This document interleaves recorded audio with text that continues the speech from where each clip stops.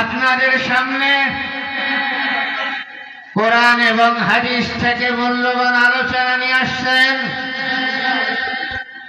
আজকের মাহফিলের তৃতীয় বক্তা, তৃতীয় আকর্ষণ কারি মোহাম্মদ আব্দুর রহিম, হযরত মাওলানা কারি মোহাম্মদ আব্দুর রহিম, খতিব তারাগুনিয়া জামে মসজিদ কুষ্টিয়া।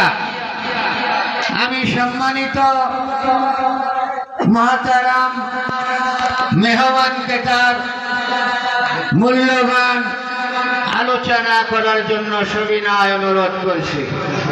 আসসালামু আলাইকুম ওয়া রাহমাতুল্লাহ। আলহামদুলিল্লাহ আলহামদুলিল্লাহি নাস্তাইনুহু ওয়া নাস্তাগফিরুহু ওয়া নু'মিনু বিহি ওয়া নাতাওয়াক্কালু আলাইহি। যাদের মা বেঁচে আছে মায়েদের আমরা সেবা যত্ন করব। অনেক সময় দেখা যায় মা অসুস্থ, ওষুধ কিনে দেয় না, মা খাইতে চায় খাইতে দেয় না, মা পেটে ধারণ করেছে, পেটে রেখেছে, আর আপনি সেই মায়ের পেটে দুইটা খাবার দেবেন, আপনি দিতে পারছেন না। আপনি কত বড় নিমক খারাপ সন্তান, কথা ঠিক না বেশি? যেই মা পেটে দিতে পারেন আপনি সেই মেয়েকে সেই মাকে কেন খাবার দিতে পারবেন না? কেন মায়ের সেবা করবেন না? কেন মায়েকে দেখবেন না? অনেক সন্তান আছে মা যখন খাইতে পারে তখন দেয় না, কিন্তু মা যখন অসুস্থ হয়ে যায় তখন মায়ের কাছে আপেল, কমলা, বেদনা, জুস এনে পাড়া দেয়। আছে না নাই? কথা কয় না? আছে না নাই? আছে না ভাই? আমি এই যে সংকটে একটা গজল গাই, সে গজলটা হলো, ও তুমি জিন্দা থাকতে এক মুঠো ভাত, তুমি জিন্দা থাকতে এক মুঠো ভাত দাওনি মায়ের মুখে, মরলে খাওয়াও পাড়ার লোক দেখে রে মন, মরলে খাওয়াও পাড়ার লোক দেখে। তুমি মাসে মাসে অনেক টাকা ব্যাংকে রাখো জমা, বাড়ি বাড়ি ভিক্ষা করে তোমার বাবা মা, দোস্ত তোমার বাবা মা। ঠিক না বে ঠিক?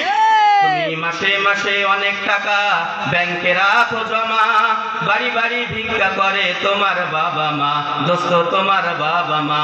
ও তোমার বয়ের নামে টাকা রাখাউন, তোমার বয়ের নামে টাকা রাখাউন, দিন যায় কত সুখে, মরলে খাওয়াও পাড়ার লোক দেখে রে মন আমার, মরলে খাওয়াও পাড়ার লোক দেখে।